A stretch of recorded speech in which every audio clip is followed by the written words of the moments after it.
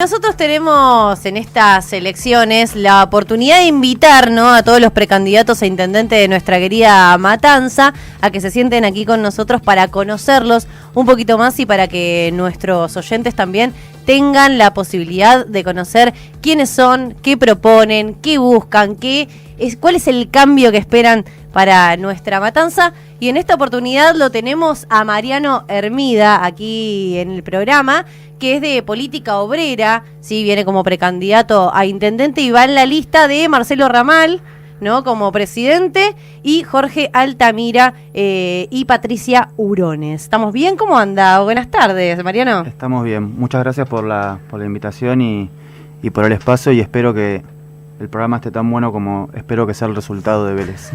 También te veo muy preocupado al respecto. Bueno. ¿Otro hincha de Vélez? Sí. Yo no puedo Hay creer. muchos en la radio, ¿eh? Hay muchos. Aparecen de repente, ¿viste? Brotan cuando aparece un partido.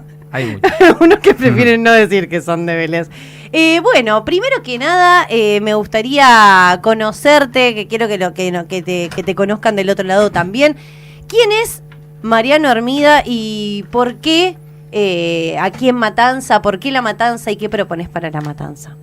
Bueno, mirá, tengo 35 años, soy nacido y criado en González Catán, acá de toda la vida de La Matanza, hijo de una familia también de trabajadores, mi madre docente, ya jubilada. Yo soy profesor de educación física, trabajo en las escuelas actualmente, soy delegado por el sindicato SUTEBA. Mi militancia, digamos, transcurre esencialmente en ese ámbito, y luego, bueno, con la experiencia estuvimos organizando todo lo que tiene que ver con los comedores en los barrios, la asistencia social, bueno, una lucha también en ese sentido. Formé parte de la última comisión directiva del sindicato, digamos, del último periodo. Y bueno, esta postulación, en mi caso, tiene como objetivo colocar la mirada que tenemos desde Política Obrera de la situación actual. Y qué es lo que entendemos que se está discutiendo siempre desde el punto de vista de la clase obrera. En este sentido, si uno mira los 4 candidatos centrales, donde se concentra la atención, todos coinciden en una cosa, que tiene que ver con atacar fuertemente las condiciones laborales. Nosotros en los spots que estamos publicitando en las redes y en la televisión, estamos haciendo un eje de esta cuestión, porque la precarización laboral entendemos que se está llevando la vida y la posibilidad de desarrollo de la clase obrera. Hoy, con los niveles salariales que tenemos, un trabajador tiene que estar deslomándose 8, 10, 12, 14 horas, jornadas laborales extenuantes, que incluso nos encuentra retrocediendo en la historia. Es decir, las jornadas laborales, las conquistas de 8 horas con un salario mínimo que cubre el costo de la canasta familiar, está, bueno, siendo atacado hace mucho tiempo, y por lo tanto, bueno, lo único que se escucha son propuestas de avanzar en liquidar en el derecho laboral.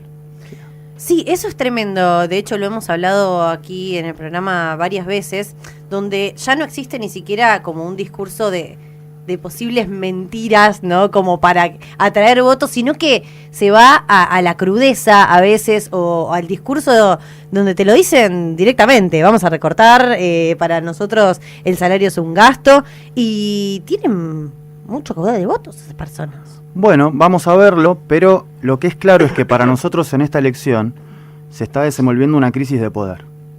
Sí. Es decir, la clase social que gobierna, los partidos que responden a esa clase social, están debatiendo de qué forma ese programa se implementa.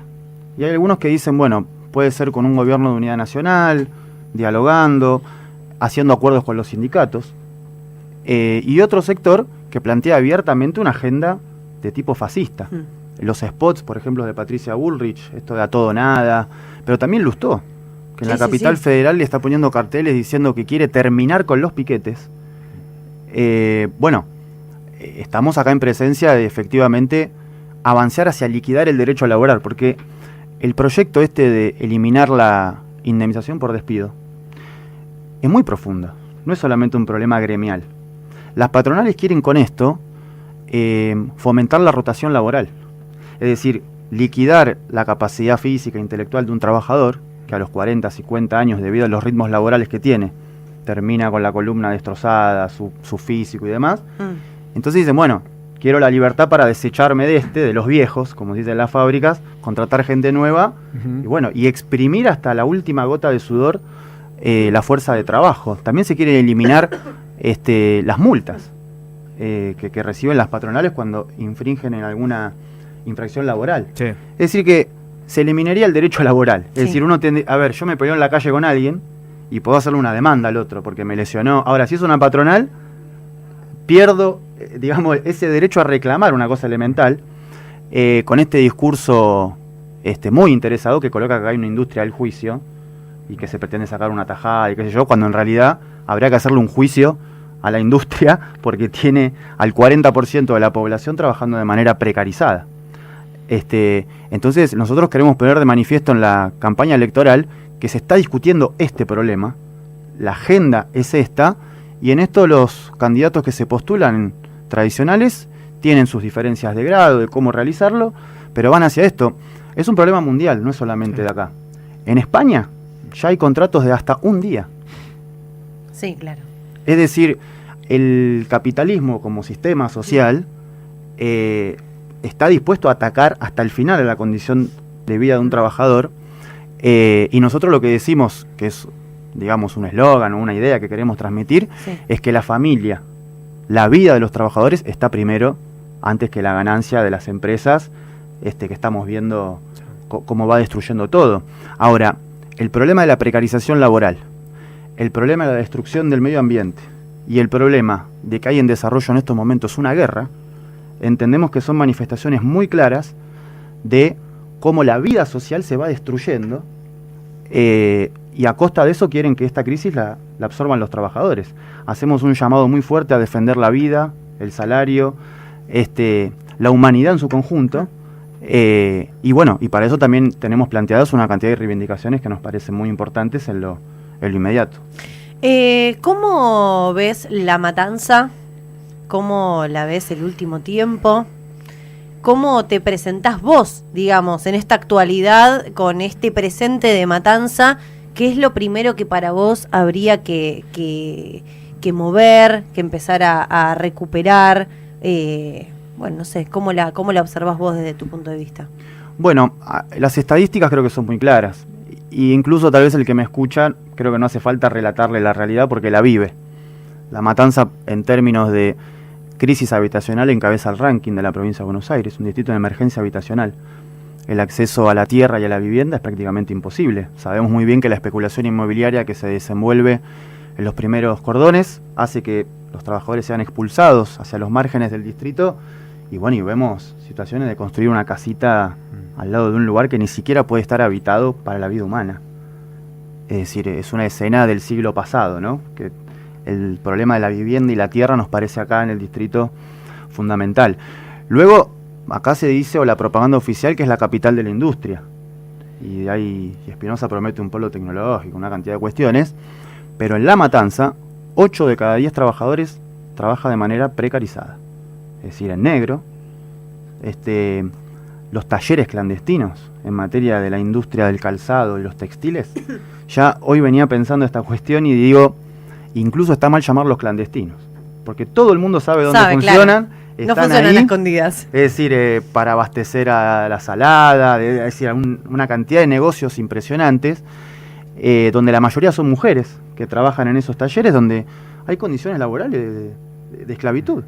Y eso, bueno, obviamente la degradación del trabajo trae como consecuencia la degradación del conjunto de los demás derechos, del acceso a la educación, a la salud, ni que hablar del esparcimiento, tener un lugar para estar al aire libre.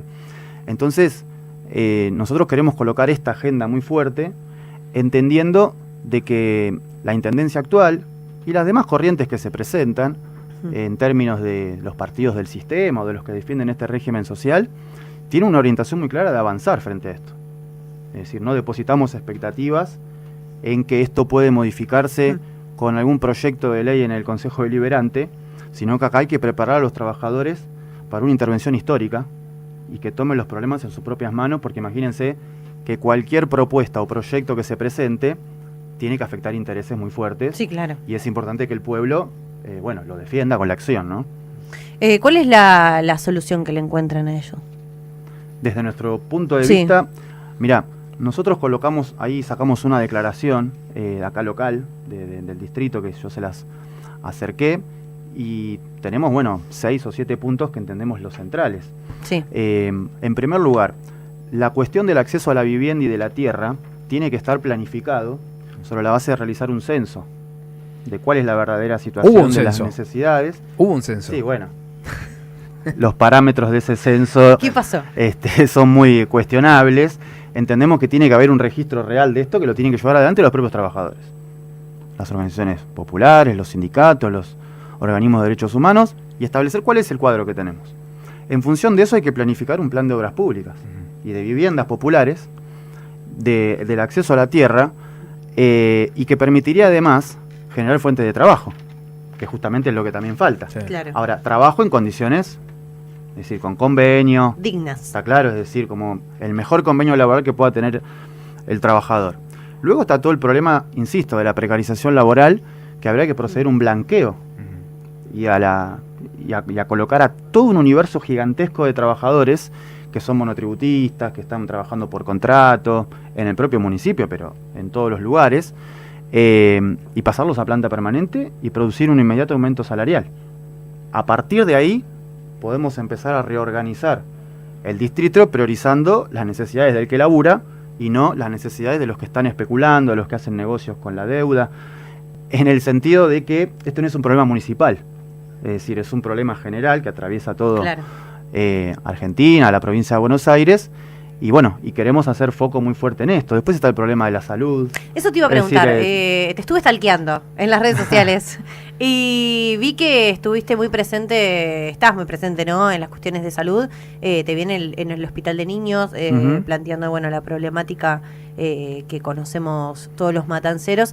Bueno, ¿cómo observás vos el tema de la salud pública? Bueno, claramente hay una intención de vaciar a la salud pública. Y como ya hemos visto procesos de vaciamiento, ¿qué viene después? El cierre. Es decir, es el argumento para decir esto ya no va más.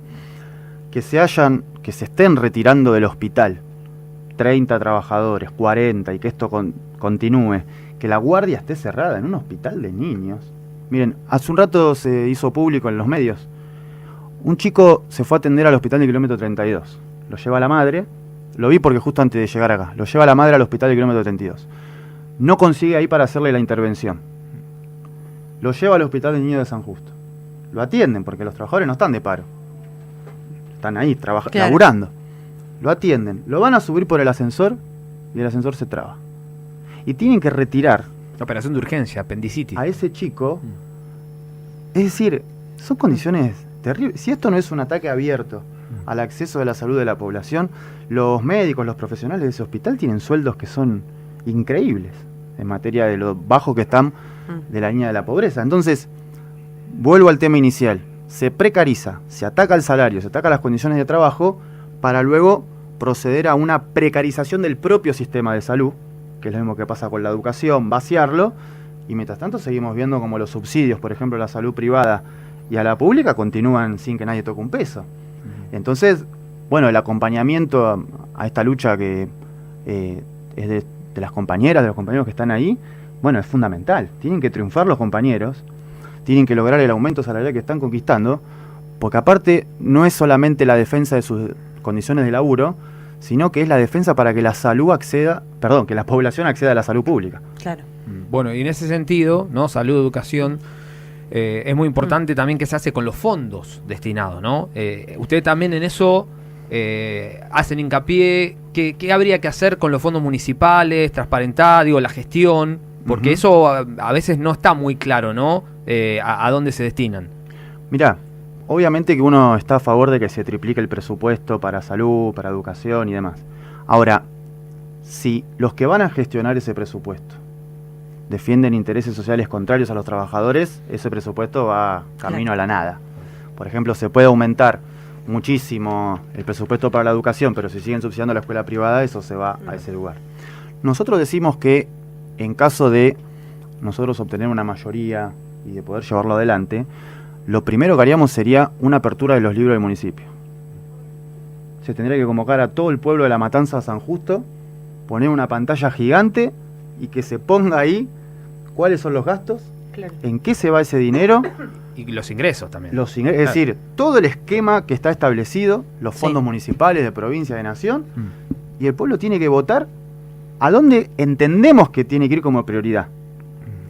Entonces, esa es una medida elemental, porque no puede ser que se maneje de manera discrecional, los presupuestos son un dibujo, todo el mundo lo conoce, y, bueno, nadie puede creerse la idea de que ahora no está la plata para solucionar el problema de los trabajadores de la salud, por ejemplo, que dependen del municipio.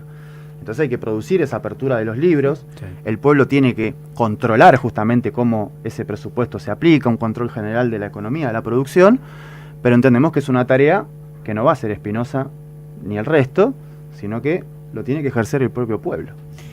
¿Qué pasa con la educación? Digo, vos sos docente, venís de familia docente, ¿cómo ves los últimos años lo que está sucediendo con la escuela pública? Que en muchas oportunidades, y también lo digo con conocimiento de causa, digo, familia docente también, donde a veces el colegio dejó de ser el lugar simplemente para estudiar, sino también como refugio de muchos niños y niñas, con los comedores escolares, y con la cuestión de los vacantes, qué sucede con los chicos que no consiguen, ¿no? o que abandonan la escuela, con la calidad escolar. ¿Qué análisis haces al respecto? Bueno, lejos de ser un problema estrictamente educativo, obviamente la escuela está inserta en una sociedad.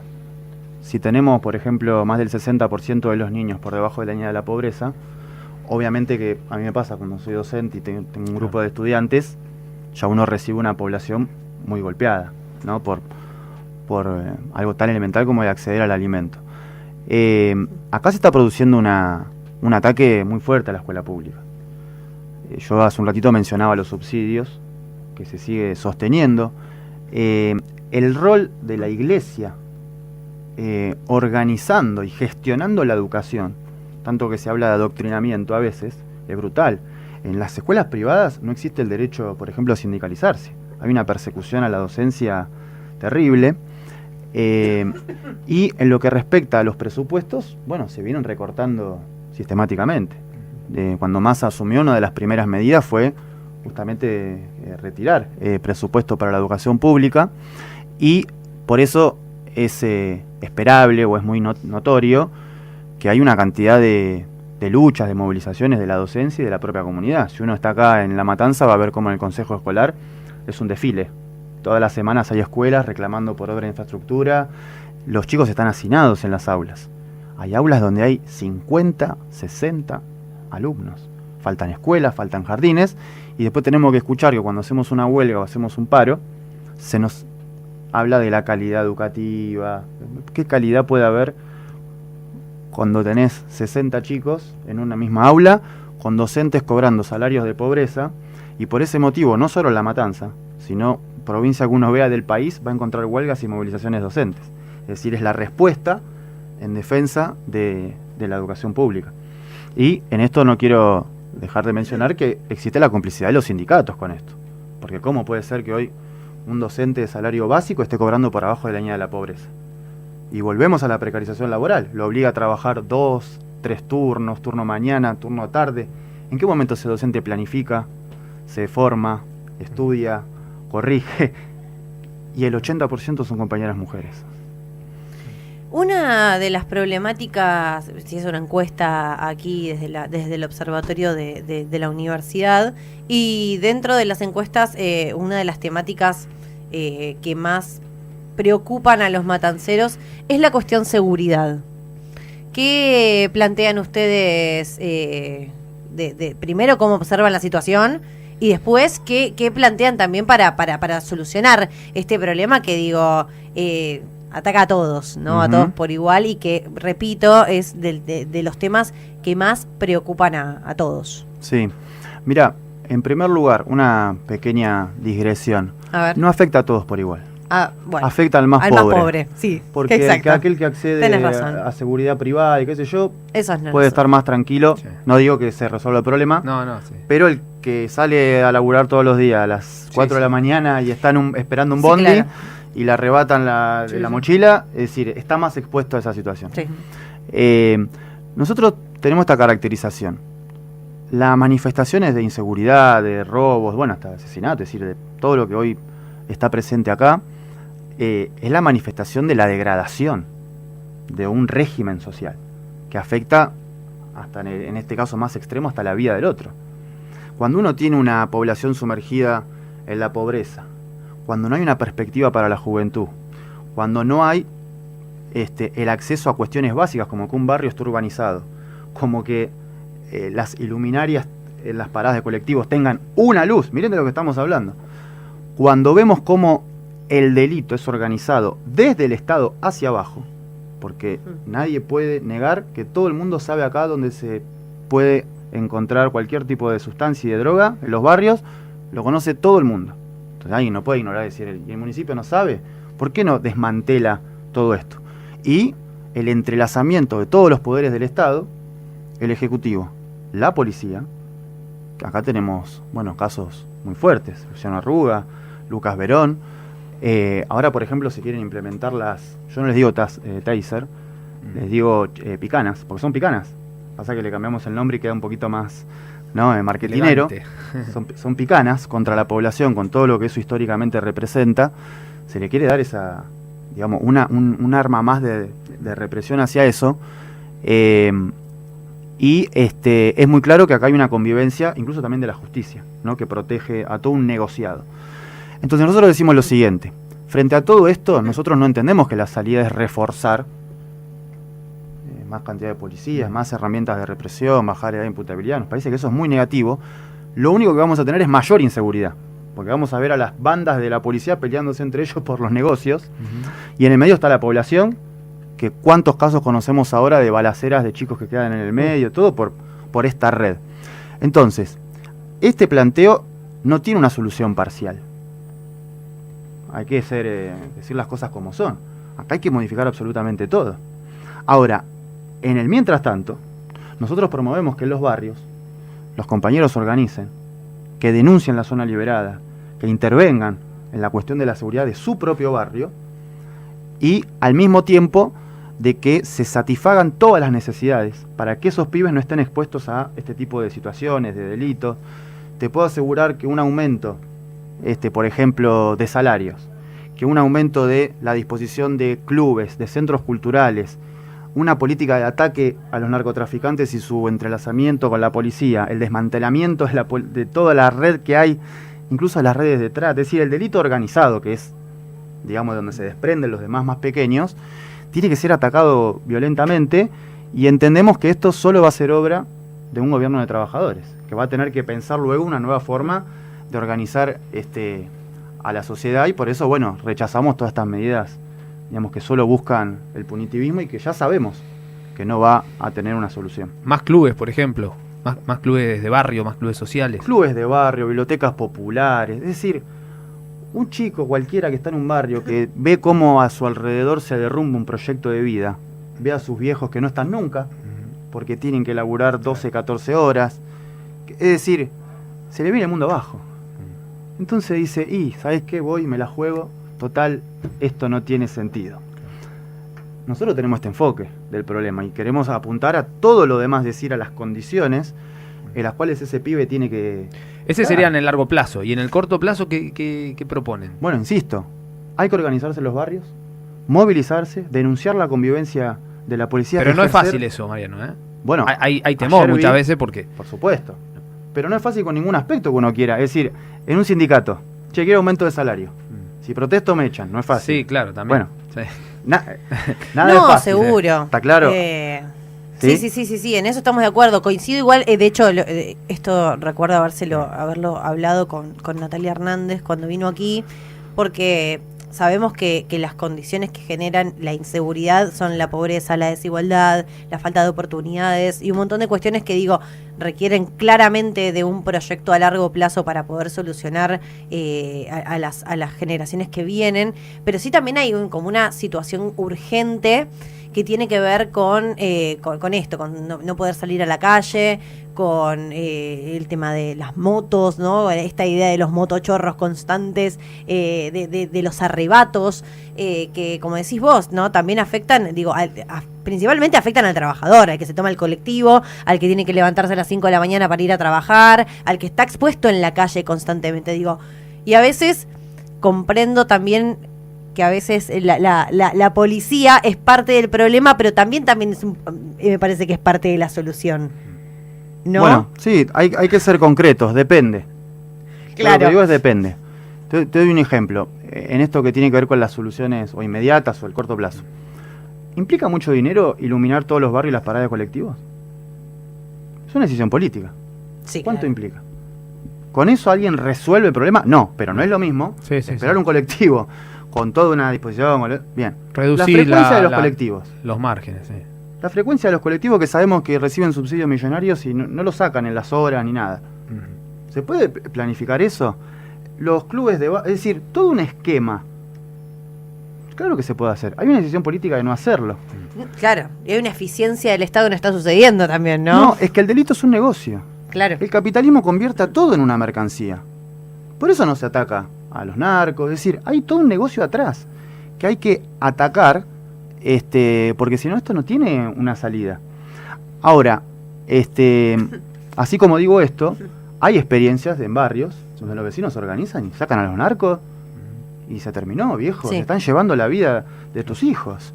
Entonces promovemos esa organización al mismo tiempo de, insisto, un plan de urbanización, es decir, de ir, digamos, atacando el problema por todas las esferas, porque si lo reducimos a una cuestión, podemos empeorar la situación. Vos hace un ratito habías mencionado la cuestión ambiental. Tenemos un gran problema en Matanza con eso, ¿no? Digo, el SEAMSE aquí cerca, muchas denuncias por agrotóxicos que suceden. Bueno, ¿cómo plantean una solución al problema ambiental, ¿no? Que también dicen mucho Matanza igual basura, suciedad, ¿no? ¿Cómo resolvemos eso? Mirá, te diría, voy a La Matanza ahora, pero el problema ambiental es un problema mundial. Sí, claro. Hace poco tuvimos los días más calurosos de la historia que se han registrado. Sequías, pandemias. Tiene todo que ver con una estructura social y con un modo de producción. Lo que se llama cambio climático, en realidad es la rebelión de la naturaleza contra la depredación capitalista. Entonces, nuestro distrito, en ese contexto, yo por ejemplo vivo muy cerca del SEAMSE, veo la torre de basura de mi casa, hace muchos años, y la población no tiene otra que buscar su lugar, estar, y he conocido muchísimos casos, enfermedades en la piel, respiratorias, gente que se le va la vida, porque también es un negocio. El tirar, es decir, el no dar un tratamiento de reciclaje, por ejemplo, a la basura, implica un mayor gasto para una empresa. Entonces no están dispuestos, dicen, que se envenene la población, ¿no? Sí. Igual que con los ríos, con el saneamiento ¿no? Es decir, es un esquema general, lo mismo que las empresas contaminantes. Nosotros lo que decimos ahí es que la población, una determinada comunidad, tiene el derecho a veto. Es decir, por ejemplo, en el tema de agrotóxicos. Sí. Si se quiere implementar un proyecto productivo que va a afectar al medio ambiente y a la salud de la población, nosotros defendemos que la comunidad de ese lugar tenga derecho a veto y decir, acá no. Miren lo del glifosato. Nosotros sostenemos que hay que prohibir el uso de glifosato en las inmediaciones cercanas. No regularlo a una cantidad de metros, porque está comprobado que esas partículas vuelan, llegan, y no solo es el aire, sino que es el agua, es todo. Bueno, acá se aprobó en el Consejo Deliberante, a iniciativa del oficialismo, un proyecto que marcaba eso. Primero, nunca se implementó, y segundo, lo central es que el encargado de controlar eso es el propio Estado. Claro. Pero si el Estado es el que hace estos pactos y estos negociados con los ojeros, qué sé yo. Entonces, esa sería una cuestión. Luego el SEAMSE tiene que ser, en nuestra opinión, cerrado y reemplazar el tratamiento de la basura por un proceso de reciclaje y demás. Entonces, es también la expresión muy fuerte de que uno respira aire contaminado, toma agua contaminada, vive en un barrio, en un basural, con el río al lado, contaminación. Es un aspecto muy duro cuando uno lo pone a pensar en términos de a qué está sometida la población bajo este régimen. Sí. Entonces, eso hay que atacarlo radicalmente, y las empresas contaminantes tenemos que tener ahí una comisión obrera que vaya regulando y que controle efectivamente todo eso, porque todos sabemos que si una empresa quiere desechar algo y no le hace un tratamiento previo y demás, de vuelta, implica una mayor inversión, bueno, se lo tira y que todo el mundo, es decir, que pague con la vida o con su salud la población que vive cerca. Sos uno de los candidatos jóvenes, ¿no? Que hay, no solo a nivel municipal, digo, estamos viendo como más presencia de juventud, ¿no? En la militancia, en el querer estar presentes para transformar las cosas. Vos siendo parte de eso, ¿cómo observás la juventud hoy en día aquí en Matanza? ¿Cómo están participando? ¿Cómo ves esto de ser una parte de una nueva generación, ¿no? Con una política muy vieja, ¿no? Que se viene llevando a cabo desde hace años en todo el territorio nacional y que un poco venimos, yo me incluyo, yo también soy joven, venimos un poco a plantear lo distinto, ¿no? Sí, mira, la juventud es parte de la más afectada de todo este retroceso general de condiciones de vida. Si uno se pone a hablar con cualquier joven, bueno, hay que ver qué edad tomamos, pero no importa, yo me meto ahí. Somos millennials, entonces o sea, somos suponete jóvenes. millennials o Nosotros. como le querramos llamar. Claro. La idea, por ejemplo, de una casa propia ya no se le cruza a nadie por la cabeza. Eso es una cosa fuerte. La idea de un trabajo estable a veces no aparece en el esquema. A ver, tengo una hermana, una vez más joven que yo, y siempre tuvo laburos de monotributista y todo lo demás.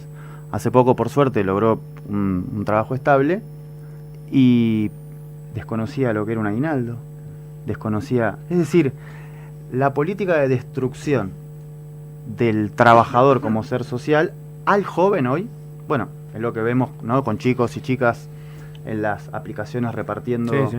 ¿no? Es decir, es una política muy tremenda, muy agraviante, muy fuerte, que ante cualquier accidente quedan a la buena de Dios. Y bueno, creo que desde ese punto de vista son las principales víctimas de esto. Ahora, hay una idea de que la juventud, o a veces un sector social, puede estar atraída por ideas, llamémosle de derecha o de... Liberales. Liberales, Ahora, Sí, ¿no? sí, ¿no? sí, sí. Digo porque está presente, Sí. es una cuestión. Miren, el punto es el siguiente. No hay que confundir a veces una cierta confusión política, una cierta incertidumbre acerca de para dónde va esto o qué me ofrece uno o el otro, porque las corrientes mal llamadas libertarias, quiero reivindicar la libertad. Sí, Es sí. decir, la idea de la libertad... Se llevaron esa bandera, ¿no? No se la llevaron, no le vamos a permitir eso, pero las ideas de la libertad vienen Sí, del claro. anarquismo, del socialismo, que luchamos por la emancipación social.